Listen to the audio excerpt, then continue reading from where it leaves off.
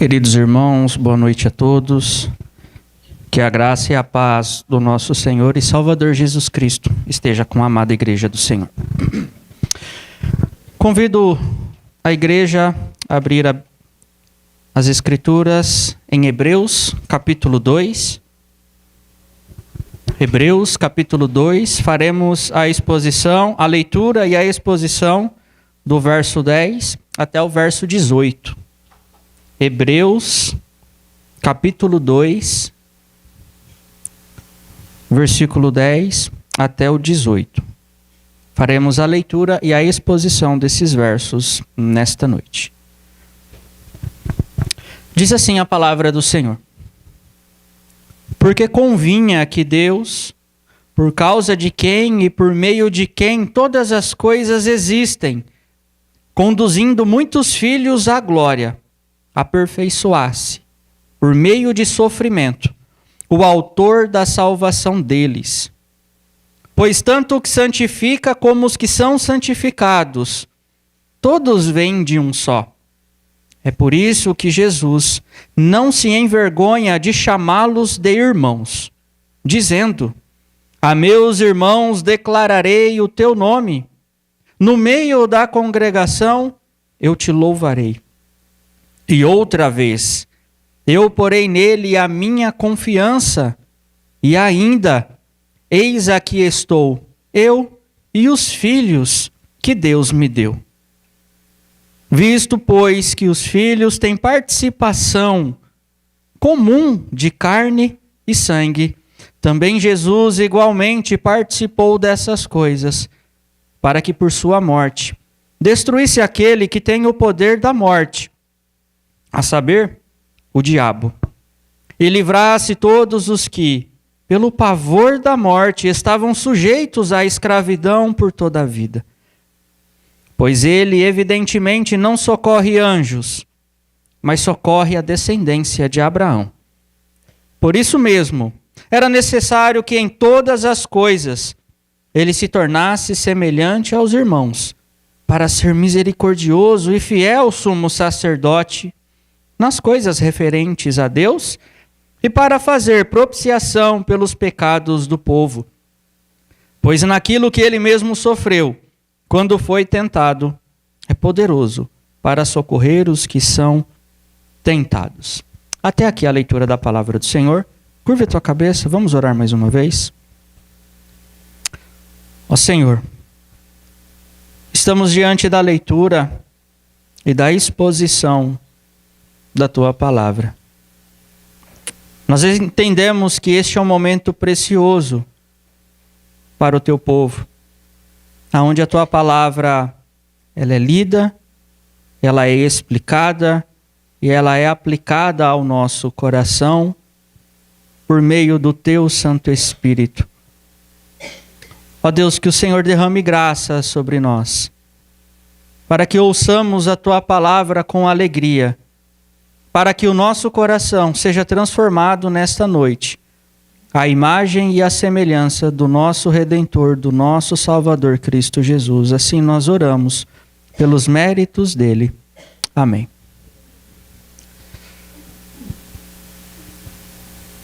Diante dos sofrimentos, o que nós mais desejamos é o descanso, é a tranquilidade, é sairmos das descidas e das subidas íngremes das montanhas e por fim nós caminharmos por vales verdejantes. Quando eu estou assistindo alguns filmes, principalmente de fantasia, até mesmo alguns desenhos, apesar da idade ainda a gente gosta de alguns desenhos, né? O que me impressiona muito são os cenários, aqueles vales belos, aquelas montanhas bem desenhadas ou bem representadas nos filmes, trens que passam por terras altas da Escócia. Se você não sabe que trem é esse, você precisa ir para a estação 9 3/4. Muitas vezes nós nos encontramos em altas turbulências, em altas montanhas, sendo assolados por trovões, por nevascas, E o pavor vívido da morte. Afinal, quem não tem medo, quem não se amedronta ao se deparar com esse inimigo tão terrível? A carta aos Hebreus, ela é destinada aos cristãos que, como dito agora pelo reverendo Pedro, estavam sofrendo com a perseguição e a apostasia entre eles, o abandono da fé, o naufrágio da fé. É por isso que no capítulo 10, no verso 25, nós vemos a orientação para que eles não abandonassem a congregação. E a ideia é justamente desta apostasia, desse naufrágio que estava acontecendo entre aqueles irmãos. Por isso que esta carta, ela tem tanto um aspecto pastoral quanto um aspecto exortativo também. Aonde aqueles irmãos, eles são conduzidos pelo autor para que diante das dificuldades, eles olhem para o autor e o consumador da fé deles, o autor da salvação. E é por isso que ao longo dessas exposições, o que nós mais veremos e mais observaremos é o enfoque do autor na superioridade de Cristo, para que esses crentes olhem verdadeiramente para a verdadeira e viva esperança. O tom pastoral vem quando nós somos orientados para que nós nos apeguemos com mais firmeza às verdades ouvidas, para que dela nós jamais nos desviamos, como já dito no capítulo 2, no verso 1. Pois antigamente Deus ele tinha falado por meio dos profetas e de muitas outras maneiras, mas nos últimos dias ele havia falado pelo Filho. Filho este que é o resplendor da glória de Deus, a expressão exata do seu ser, como nós vemos lá no 1º capítulo. É como um pastor que conduz as suas ovelhas. Nós também somos conduzidos pelo Supremo Pastor das ovelhas para um lugar tranquilo. Ainda que tenhamos o assombro do vale da sombra e da morte, nós temos a certeza de que o Salvador, o sumo sacerdote, conduzirá o seu rebanho, ou melhor dizendo, os seus irmãos. Diante disso, meus irmãos, eu gostaria de meditar sobre a seguinte verdade: Cristo, o Salvador misericordioso e o sumo sacerdote fiel. Cristo, o Salvador misericordioso e o sumo sacerdote fiel. E nós veremos isso nesta noite em 2 pontos principais. O primeiro é nós olharmos para Ele como Salvador misericordioso, porque Ele conduz os seus filhos. Nós veremos isso no verso 10 ao 13.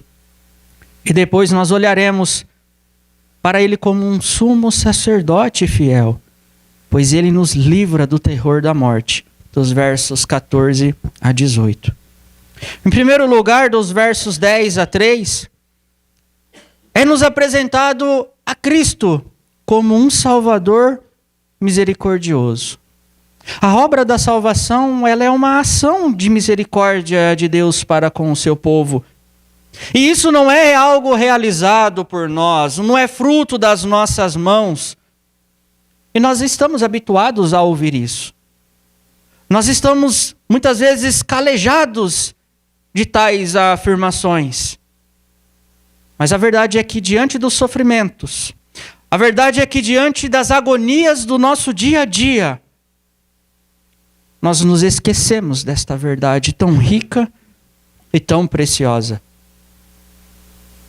E não é sem motivos, meus irmãos, que nós muitas vezes nos encontramos afastados de Deus.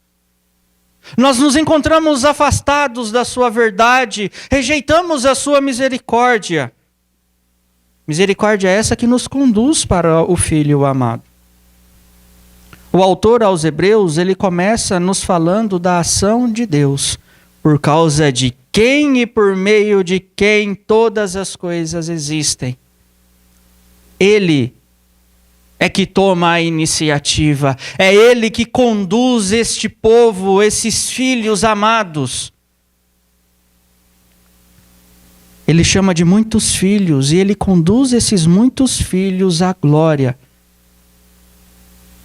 E não é sem um condutor. Isso é o mais belo de todo o texto. Ele nos conduz para a glória por meio do autor da salvação, isto é, de Cristo. O autor ele termina o verso 9 falando de um sofrimento e falando que este sofrimento é para que ele provasse a morte por todos. Agora no verso 10 nós vemos o alcance desse sofrimento, que é para muitos filhos. Jesus ele é apresentado como o pioneiro, como o iniciador da salvação. Isso nos demonstra agora, meus irmãos, que ele está plenamente habilitado para nos conduzir. É por isso que o autor ele vai falar que ele foi aperfeiçoado por meio dos sofrimentos. Isso não quer dizer que Cristo tinha algo incompleto ou algo faltando, ou que ele necessitava de melhorias. Um plus, um turbo, uma atualização para ficar melhor. No contexto de Hebreus, o termo fazer perfeito ou aperfeiçoar-se, como está na nossa versão, isso significa que Jesus removeu os pecados do seu povo da presença de Deus. E assim, por meio da sua morte sacrificial na cruz, ele consagra muitos filhos. A perfeição de Jesus, meus irmãos, aponta para a obra da salvação, que ele realiza por meio e para o seu povo.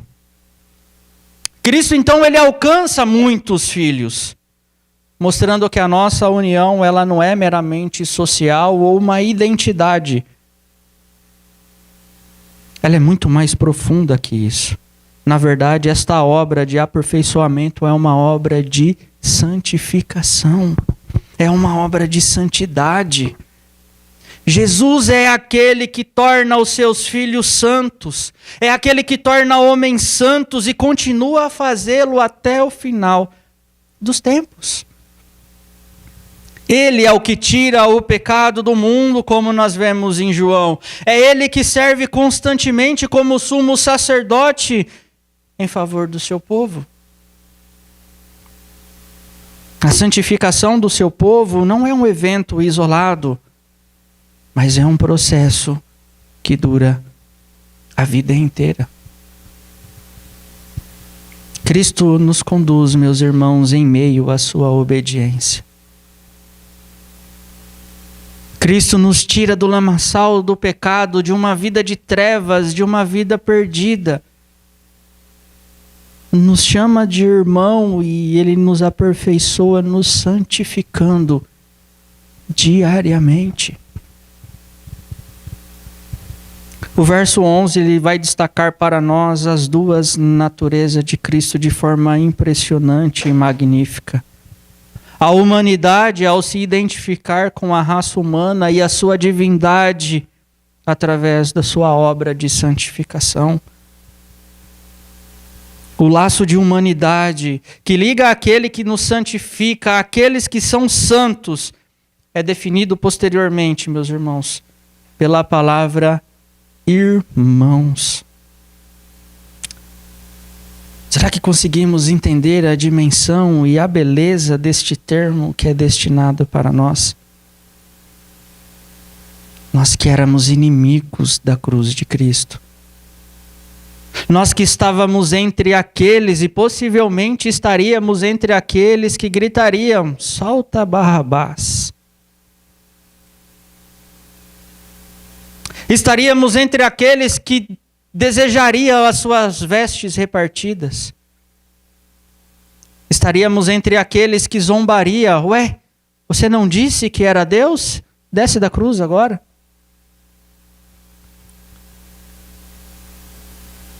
Ele não se envergonha de nos chamar de irmão, de irmãos. Quando ele faz no verso 12 e no verso 13, a citação do Salmo 22 e de Isaías número 8, O autor, ele está nos mostrando que além daquilo que significa Cristo nos chamar de irmão, ele está nos apresentando também todo o contexto dessas passagens. O verso 12 vai dizer: aos meus irmãos declararei o teu nome no meio da congregação. É o texto que nós acabamos de ler do Salmo 22. No verso 13 vai dizer: eu porei nele a minha confiança. Eis aqui estou e os filhos de Deus que Deus me deu. Muito mais que apresentar para nós que Cristo nos chama de irmãos. Estes textos, as quais eles estão inseridos no Salmo e em Isaías, eles estão num contexto de angústia. Eles estão num contexto onde tanto o salmista quanto o profeta está expressando a sua angústia diante do Senhor. Mas tais angústias encontram amparo, encontram descanso no Senhor. Na sua palavra, apresenta o Senhor como uma rocha segura,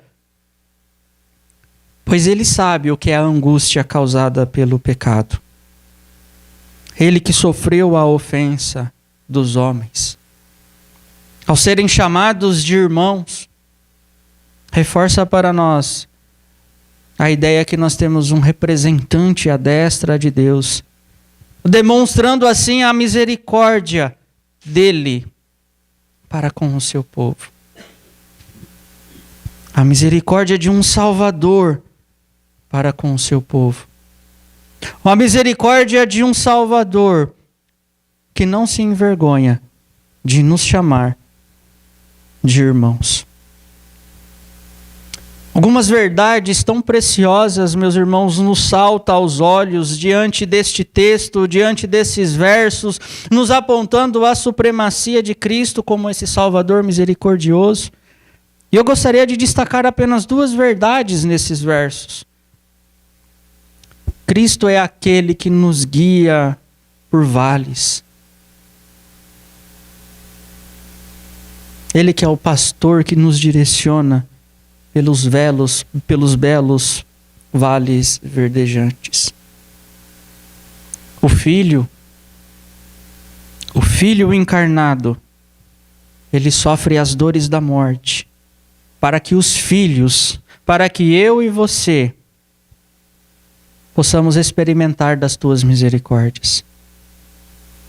Ele foi coroado com glória, honrado posteriormente, por causa da obra redentora do Filho. Os filhos são conduzidos agora para a glória, da qual o Filho, da qual Cristo agora é coroado. Meus irmãos, isso deve fazer com que nós pensemos profundamente naquele que é o pão da vida. Contemplarmos o seu precioso amor para conosco. Um amor que pagou um alto preço, para que nós fôssemos conduzidos então uma vez por todas para a glória. Ele que se esvaziou, assumindo a forma de servo e se humilhou, tornando-se obediente até a morte. E a morte de cruz. A segunda verdade que nós extraímos e podemos extrair deste texto é que ele nos trata como irmãos. Isso demonstra, meus irmãos, que ele não nos abandona em meio ao lamaçal dos nossos pecados. Mas antes, ele nos cura. Ele sara as nossas feridas. Ele não nos esmagará. Ele não esmagará a cana quebrada e nem apagará o pavio que fumega. Quanta beleza, meu querido irmão, há em Cristo e como nós devemos encher o nosso coração com a verdade anunciada a nós diariamente. Cristo tem nos revelado o amor do Pai, pois o amor dele é revelador. Nenhum amor pode ser comparado ao amor dele, pois ele se entregou por nós como uma oferta e sacrifício a Deus, como aroma agradável. Cristo, ele é o nosso irmão mais velho. E esse irmão não se envergonha e nem nos rejeita. mas antes Ele nos reconcilia por meio do seu precioso sangue. Ele que se fez maldito para que fôssemos feitos benditos. Ele que se fez pecado, mesmo não tendo pecado, para que a sua justiça, para que a sua obediência fosse então imputada a nós. Que verdade constrangedora. Mas que verdade libertadora. Pois Ele declarou o seu santo nome a nós. Nós fomos alcançados, meus irmãos, pela graça. Ele que é o resplendor da glória de Deus. Nós fomos feitos nele povo quando nós ainda éramos estrangeiros. Nós fomos feitos filhos quando nós ainda éramos inimigos. Nós fomos alcançados quando nós não o procurávamos. Nós fomos sarados quando nós ainda não o desejávamos. Que isso, meus irmãos, possa conduzir a nossa vida diante deste Salvador misericordioso. Saber que o Senhor nos constrange com este amor, nos conduz para a glória, nos conduz diante da sua verdade tão bela e tão maravilhosa. A segunda parte deste texto nos apresenta ele como um sumo sacerdote fiel, dos versos 14 ao 18, pois ele nos livra do terror da morte. Se no verso 11, o autor aos Hebreus demonstra que Jesus e seu povo pertencem à mesma família, as implicações é que Jesus assumiu a nossa natureza humana. Agora o autor também ele vai indicar que a necessidade, e que havia essa necessidade de libertar o seu povo dos seus inimigos, da morte e de Satanás. Isso nos mostra a importância dele tornar-se homem. Ele tinha que ser corpo e sangue. Ele tinha que ser totalmente humano, a fim de libertar o seu povo. No verso 14, então, ele começa falando do relacionamento de Cristo com o seu povo, que é uma relação de carne e sangue. E é interessante, meus irmãos, que quando nós olhamos este texto no original, a ordem dessas palavras estão invertidas. É sangue e carne. Isso nos indica que o laço que ele tem e o laço que nos une são os laços de sangue. Nos mostra que agora realmente nós pertencemos à mesma família. Não somos mais estrangeiros. Não somos mais afastados, mas agora reconciliados pelo seu sangue. Dizendo então que Jesus é um de nós. Ele é nosso irmão. Isso reforça a sua necessidade e a necessidade que teve desse nascimento virginal para nos libertar do pecado. Embora fosse sem pecado, ele vive uma vida plena e ainda assim, debaixo de uma natureza cheia de fraquezas, cheias de desejos, de necessidades e tentações. Isso fica muito claro para nós quando nós formos olhar para Hebreus capítulo 4, verso 15. Porque nós não temos um sumo sacerdote que não possa se compadecer das nossas fraquezas. Pelo contrário, o texto diz, ele foi tentado em todas as coisas, a nossa semelhança, mas sem pecado. O resultado da morte de Cristo, meus irmãos, então ela possui dois efeitos. O primeiro desses efeitos é que ele derrota Satanás. Aquele algoz das nossas almas. Aquele que nos acusava diariamente agora é derrotado por meio da sua morte. E o segundo efeito é a libertação do seu povo do medo da morte. Meus irmãos, Jesus, ele derrota Satanás ao usar a arma da morte. Jesus, ele paga a penalidade do pecado ao dar a sua própria vida. E assim nos libertando. E ao sofrer essa penalidade por nós, Jesus, ele tornou-se a arma que derrota Satanás. Jesus, ele acaba com o medo da morte. O fato é que todos nós morreremos. Mas desde que a morte de Jesus na cruz do Calvário, mas desde a morte dele, a morte ela perdeu o seu poder e perdeu o seu efeito. Não é sem motivo que quando nós lemos no Salmo 23, que é logo a continuação posterior ao 22, nós temos o salmista falando o seguinte: ainda que eu ande pelo vale da sombra da morte, eu não temerei mal algum. Você já parou para se perguntar por que ele compara isso? Por que ele faz essa comparação, andar pelo vale da sombra da morte? Primeiramente, o salmista está nos chamando a atenção para o andar. A imagem é de paz e é de tranquilidade. A segunda imagem que o salmista nos traz é que o vale, ele é um lugar de fertilidade. Ele não é um lugar de sofrimento e de tristeza. Ele é um lugar de beleza e de, sobretudo, paz. De, sobretudo, paz. E a terceira imagem que o salmista fala é a sombra da morte. Por que uma sombra? Sabe quando criança tem medo da sombra e ela corre da sombra, né? Parecendo que a sombra vai pegar ela e ela tenta fugir daquela sombra e depois ela descobre que ela não precisa se preocupar. Percebe o que o salmista está falando?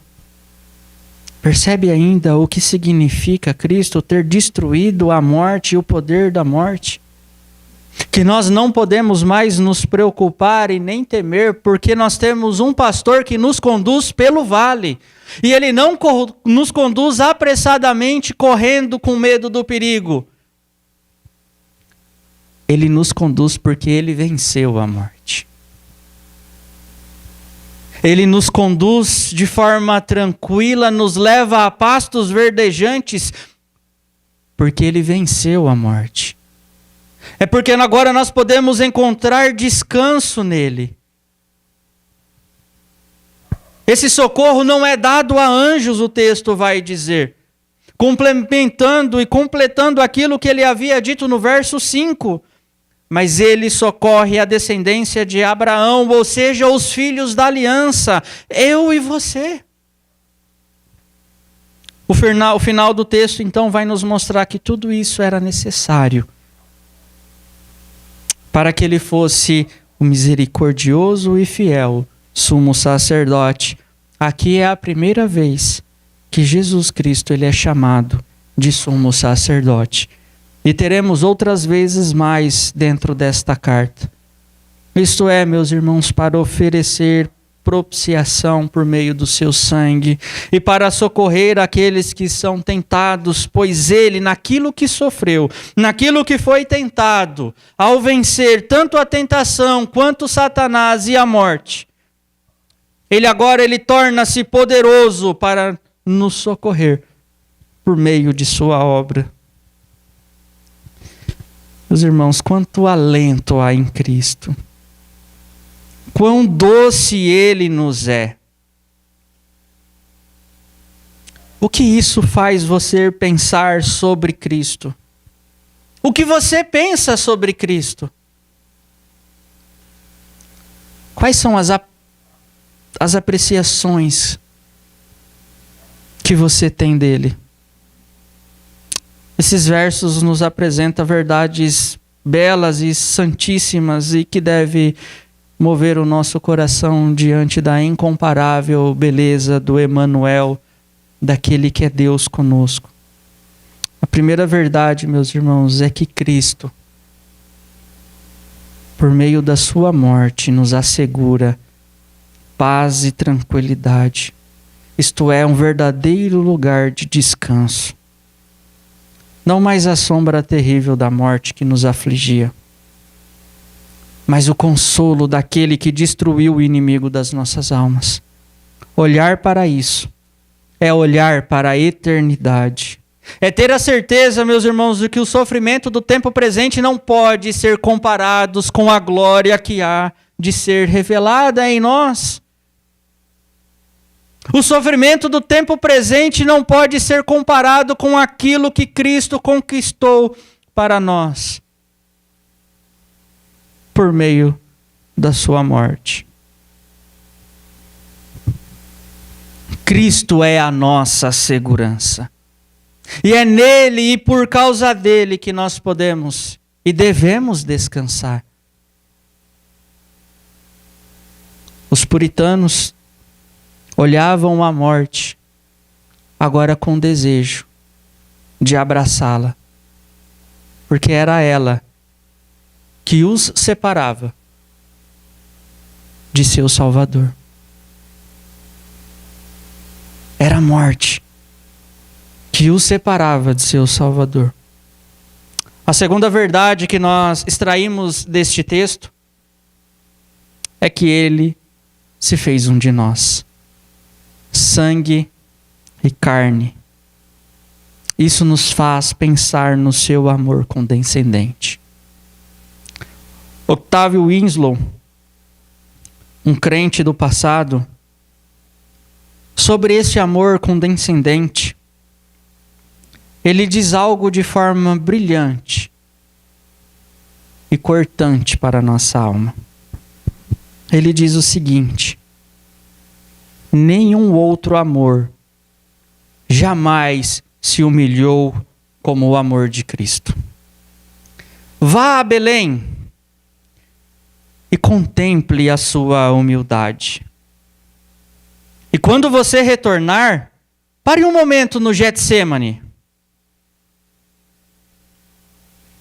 e observe a sua dor. Depois siga o seu caminho para o Calvário. E aprenda na desgraça e na maldição, na escuridão, no abandono, nas torturas, na maré carmesim daquela cruz, quão baixo o amor de Cristo se rebaixou. E ainda se rebaixa. Ele se curva diante de todas as suas circunstâncias. E você descobrirá que ele dissipará toda a nuvem de culpa, aliviará o peso de todo o pecado, curará as feridas de toda a cruz, alcançará as profundezas de toda a tristeza, iluminará e alegrará a solidão sombria de cada caminho. Ah, meus irmãos, existe um lugar na terra onde o amor de Cristo mais gosta de habitar. Aonde você o encontrará com mais frequência. Sim, onde você sempre o encontrará. É o coração quebrantado, contrito e humilhado pelo pecado. Essa é a grandeza do amor de Cristo para com o seu povo. E este amor deve ser o combustível que nos impulsiona diariamente para buscá-lo, para amá-lo, para servi-lo. Porque ele nos alcançou pela sua misericórdia, nos tirou das garras da morte. Diante dessas verdades, então, meus irmãos, como que nós devemos viver? Em primeiro lugar, seguindo firmemente o autor da nossa salvação. Pois somente ele é capaz de nos conduzir diante das montanhas íngremes e das noites escuras. Isso significa que nós devemos viver de forma santa. Pois tanto o que santifica como os que são santificados, diz o texto, todos vêm de um só. Nós não podemos viver indiferentes, meus irmãos, ao Evangelho como se Cristo fosse apenas um conceito filosófico de um grupo religioso. Não podemos andar como se Cristo fosse um acessório ou um amuleto para nós. Sigamos os rastros ensanguentados daquele que se fez sangue e carne. Ora, meu irmão,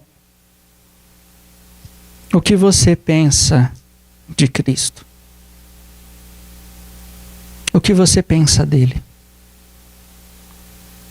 Ele é toda a sua salvação e todo o seu desejo?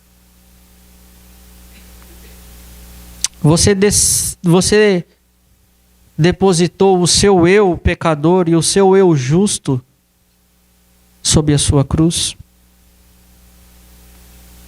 Meus irmãos, se não fosse a bendita justiça de Cristo, nós afundaríamos em nossas impurezas. Se não fosse o seu sangue expiatório, nós pereceríamos em nossa culpa.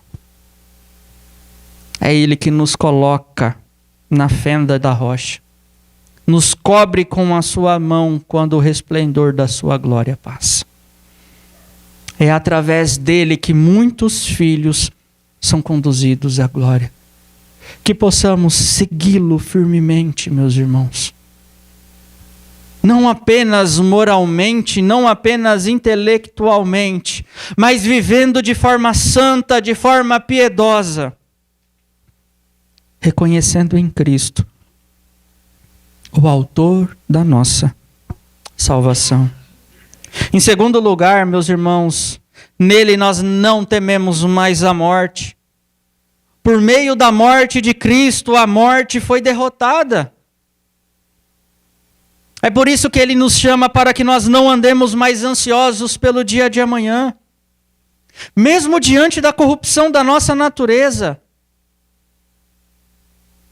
nós temos a promessa de vida eterna. Pois a nossa pátria está nos céus, onde Cristo também está. Aonde Cristo habita. E da onde nós aguardamos o Salvador.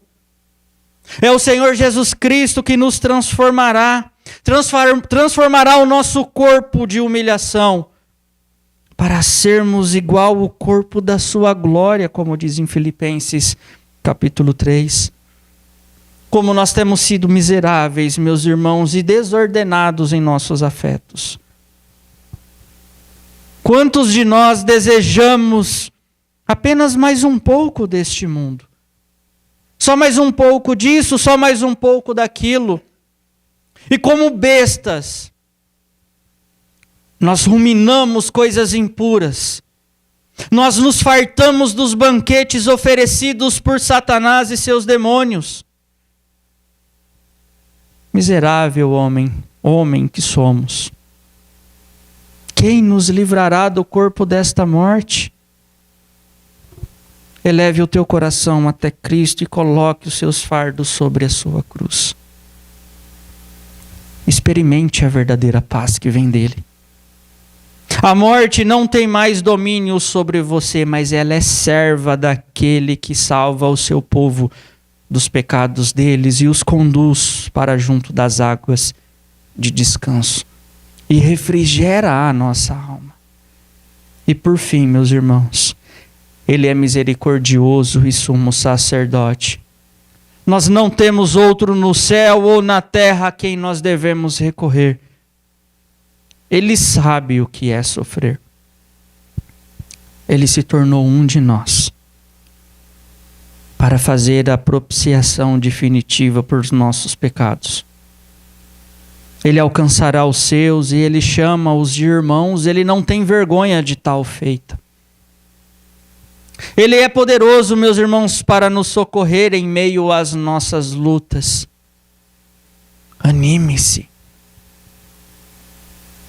Anime-se, pois o nosso coração deve estar nele, assim como ele está em nosso coração. Ele que estende, assim como Boaz estendeu sobre Rute a sua asa, a sua capa, assim ele também estende em nós as suas asas e nos guarda. Corramos para ele. Assim como um marinheiro que prende a sua embarcação, para que em meio às tempestades ela não se perca. Nos prendamos ao nosso porto seguro, à nossa rocha eterna, pois Ele nos colocou debaixo das tuas asas. Ele colocou sobre nós a sua confiança. Nos apresentemos diante dele pelos méritos do Filho amado. Eis que estou eu e os filhos que me deu. Nenhum dos filhos ele perdeu. Que possamos, meus irmãos, diante desta palavra, nos alegrar em nosso Salvador, nos alegrar em nosso Redentor, pois Ele é misericordioso, Ele é fiel. É Ele que nos guia em pastos verdejantes e que nos leva em lugares seguros. Que em meio às lutas da nossa vida, recorramos ao sumo pastor, aquele que deu a vida pelas suas ovelhas. Oremos ao Senhor. Ó bendito Deus, diante da tua santa e bendita presença, nós o adoramos e nós o bendizemos pela tua verdade santa e preciosa, ó Deus. Que o nosso coração, Senhor, verdadeiramente se alegre pela tua palavra. Que verdadeiramente, querido Senhor, venhamos ansiar pela tua verdade por Cristo em nossa vida.